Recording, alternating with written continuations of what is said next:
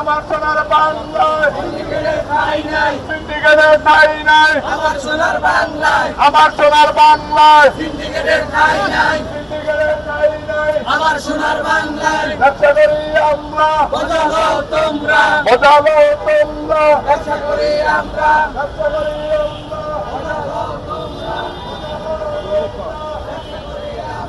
চালো রে চালো, চালো রে চালো।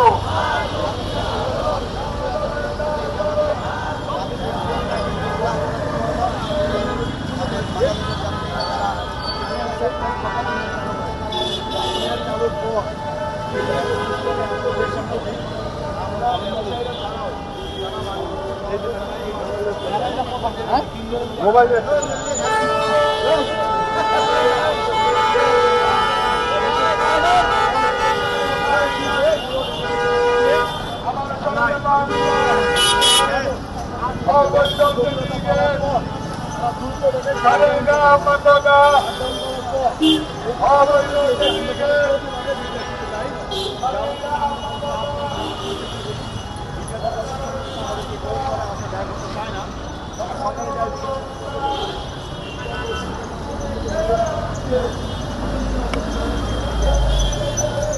আমাদের মূলত হচ্ছে আমরা সরকারকে ট্যাক্স দিতে চাই।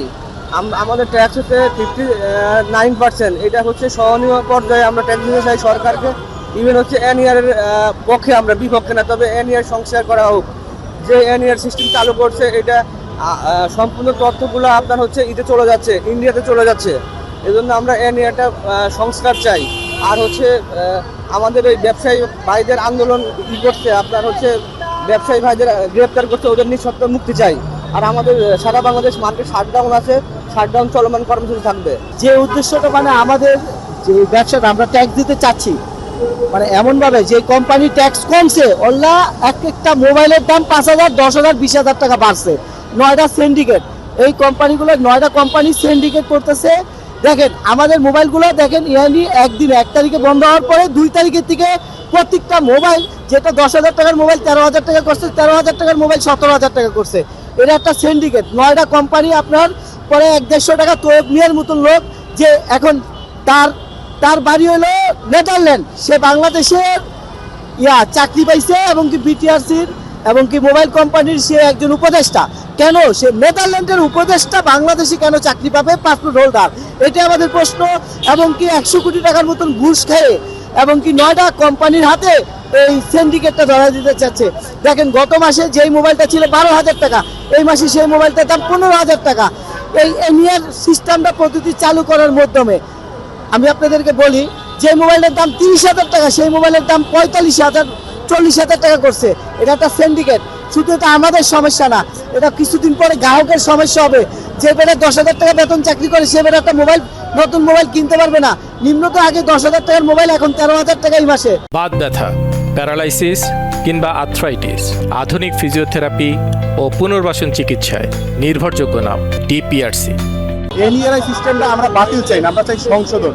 সংশোধন বলতে একটা সিস্টেম 9টা যারা অফিসিয়াল দাবি করে যে আমরা 9টা অফিসিয়াল ফোন আছে, এই কোম্পানিগুলো শুধু তারাই বিজনেস করবে এমন একটা পরিস্থিতি নিয়ে আসতে চাইতেছে যে আনঅফিসিয়াল ফোনগুলো, আইফোন বলেন বা দামি ফোনগুলো আছে, এই ফোনগুলো তারা এমনভাবে ভ্যাটের একটা সিস্টেম চালু করতে চাইছে যাতে, এবং এনইআরআই সিস্টেম সিমের বিভিন্ন রকমের ঝামেলা, যাতে যারা ইউজার তারা এমন হয়রানির শিকার হবে যে সেটের ব্যবহার করতে খুবই সমস্যা। এবং আরও বড় সমস্যা হলো যারা বিদেশ থেকে ফোন নিয়ে আসবে, এমন সিস্টেম যে তারা 3 মাসের জন্য ফোনটা ইউজ করতে পারবে, এরপর আবার বিভিন্ন রকমের যেমন মোটরসাইকেল গাড়ির রেজিস্ট্রেশন করতে হয়, এরকম বিভিন্ন রকমের হয়রানির মধ্যে রেজিস্ট্রেশন করতে হবে। তো আমাদের মূল দাবি যে এনইআরআই সিস্টেম আপনারা চালু করেন, কিন্তু যারা আনঅফিসিয়াল ফোন আনতেছে এদেরকে এমন একটা ভ্যাট ধরতে হবে যারা আমরা ব্যবসা করতে পারি। কারণ এই ব্যবসার সাথে কম করে হলো 20 লাখ ব্যবসায়ী জড়িত। 20 লাখের সাথে আরো ধরেন তাদের পরিবার আছে, 4 জন করে দিলে 80 লাখ, অর্থাৎ 1 কোটি কাছাকাছি এই ব্যবসার মাধ্যমে রিজিকের ব্যবস্থা হয়ে থাকে। তো সরকারের কাছে আকুল আবেদন, এই এনইআরআই সিস্টেম আপনারা চালু করেন দেশের স্বার্থের জন্য, কিন্তু এমন সিস্টেম চালু করতে হচ্ছে যারা ব্যবসা করতেছে সুন্দরভাবে ব্যবসা করতে পারে এবং এর মাধ্যমে কোনো হয়রানির শিকার না। এনএআই সিস্টেমটা এটা খুবই একটা জটিল সিস্টেম। এই সিস্টেমটা হচ্ছে যে এই সিস্টেমটা যদি কার্যকর হয় তাহলে আমরা শুধু ব্যবসায়ীরা না, সাধারণ জনগণরা অনেক ক্ষতিগ্রস্ত হবে। তার কারণ হচ্ছে এনএআই সিস্টেমের মাধ্যমে আপনি যে ফোনে যে সিমটা ইউজ করবেন সেই সিমের মাধ্যমে আপনার যত ব্যাংক অ্যাকাউন্ট বা পার্সোনাল যত ইনফরমেশন আছে সেইটা একটা থার্ড পার্টি কোম্পানির কাছে চলে যাবে।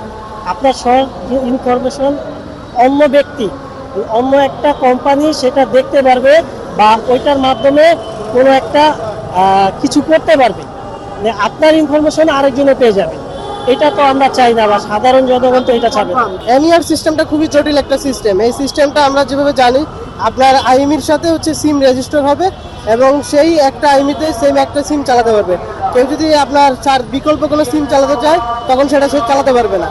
তো আমরা এখন দেখি যে আমাদের অনেক ফোন আমরা নিজেরা ব্যবহার করি বা ফ্যামিলি কাউকে দিই, তখন আমরা কিন্তু যখন অন্য কাউকে দিব তখন কিন্তু সে ওই সিমটার ফোনটা ব্যবহার করতে পারবে না, তার আবার ডিরেজিস্ট্রেশন করতে হবে, তারপর আপনার সে কাজ চালাতে হবে। হঠাৎ কারো হচ্ছে আপনার একটা ফোন সেল করতে হলো, কিন্তু সে হচ্ছে তার খুব ইমার্জেন্সি প্রয়োজন, সেল করবে, টাকা প্রয়োজন, তখন তার কিন্তু ডিরেজিস্ট্রেশন করে তারপর সেল করতে হবে। আর এই ডিরেজিস্ট্রেশন প্রক্রিয়াটা খুবই জটিল। আজকে আমরা সারাদিন থাকবো এদেশে সিন্ডিকেটকে আমরা উৎখাত করে ছাড়বো। এই সিস্টেমটা আমরা যতটুকু শুনতে পারছি, এই সিস্টেমটা নিয়ন্ত্রণ করবে ইন্ডিয়ান কোম্পানি বা এটা থেকে নিয়ন্ত্রণ হবে ইন্ডিয়ান গুজরাটে। আমাদের সব ডাটাবেস ইন্ডিয়াতে থাকবে। তো আমরা ওটা জানতে চাই যে আমাদের ডাটাবেস কেন ইন্ডিয়াতে থাকবে? এনইআর সিস্টেম যদি আমাদের দেশেরই আমাদের জন্য হয় তাহলে এটা তো আমাদের দেশের লোকজন নিয়ন্ত্রণ করবে, অথবা আমাদের দেশে থাকবে। এটা কেন গুজরাটের, আমাদের দেশে কি এরকম সফটওয়্যারের লোকজন নাই, এরকম হচ্ছে আইটি এক্সপার্ট নাই, কেন এটা ইন্ডিয়া থেকে নিয়ন্ত্রণ করতে হবে? তো এটা হচ্ছে আমার সম্পূর্ণ অন্য দেশের আমাদের সব ডাটা চলে যাবে। এই কারণে আমরা এটার বিরুদ্ধে প্রতিবাদ করছি। এনইআর হচ্ছে পৃথিবীর হাতে গোনা অল্প কিছু দেশে আছে এই সিস্টেমের মাধ্যমে মোবাইল ফোন এমনভাবে বাইন্ডিং করা হয় ব্যবহারকারীর অন্যান্য তথ্যের দ্বারা আপনাকে খুব ভালোভাবে নজরদারি করা যায়। বাংলাদেশে যদি এরকম কোনো সিস্টেম ইমপ্লিমেন্ট করা হয়, আমরা তো ভালো করেই জানি এই দেশে ভালো করার উদ্দেশ্যেও কেউ আসলে তারও খারাপ ট্যাগ দেওয়া হয়। এইটা যদি ভালো উদ্দেশ্য বানানো হয়, এটাতে ব্যবস্থায় আছে নজরদারি করার, তাহলে তার মিস ইউজই হবে।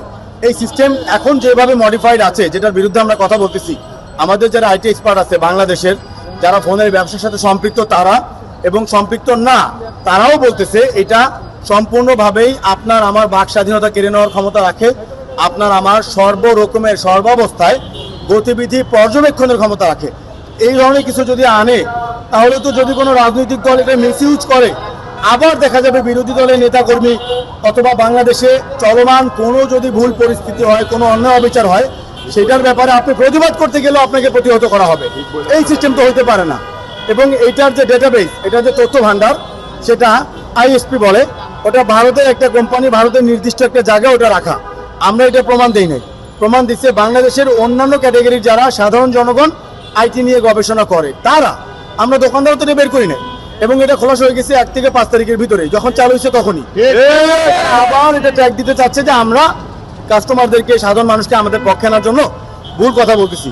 যারা আইটি এক্সপার্ট আছে তারা নিজেরা অ্যানালাইজ করে বের করেছে, এটা তো এখন পানির মতো সত্য। তারপরেও সংবাদ সম্মেলন করে সর্বোচ্চ ব্যক্তি ডাক ও টেলিযোগাযোগ সে এখনো পর্যন্ত মিথ্যা কথা বলে। কালকের বিষয়টা ভাবেন, আমাদের আন্দোলন চলমান, কিভাবে পরিস্থিতি ঠান্ডা করা যায়। তিনি সরাসরি এনবিআর এর অফিসিয়াল ওয়েবসাইট থেকে লিখে দিছে যে 60% মোবাইলের ট্যাক্স কমে গেছে। মোবাইলের ট্যাক্সই ছিল 57, 60% যদি কমে যায় তাহলে কি একটা মোবাইল কেনার পর সরকার প্রত্যেকটা ব্যবহারকারীকে 3% করে পকেটে আলাদা করে টাকা দিবে? এর থেকে গাঁজাখুরি কথা হইতে পারে? ট্যাক্সের টোটাল যে মানে কাঠামোটা 4টা বা 5টা অংশে বিভক্ত। একটা অংশের নাম হচ্ছে customs duty, CD, customs duty 25%। ওইটা 25% থেকে তারা 15% কমায় দিছে। 25% থেকে 15% মাইনাস করা মানে আপনি প্রায় 60% কমায় দিলেন। এটা তো ভাই সিডি কমানো হয়েছে। এই পণ্য যাওয়ার পর টোটাল কাঠামোতে থাকে 44%। এইটা 10 দিন আগে তারা জানাই দিছে। যখন তারা জানাইছে আমরা কাস্টমস ডিউটি কমাইছি, কমানোর পর টোটাল ভ্যালু আসে 44, তখন জনসাধারণ মেনে নেয় নাই।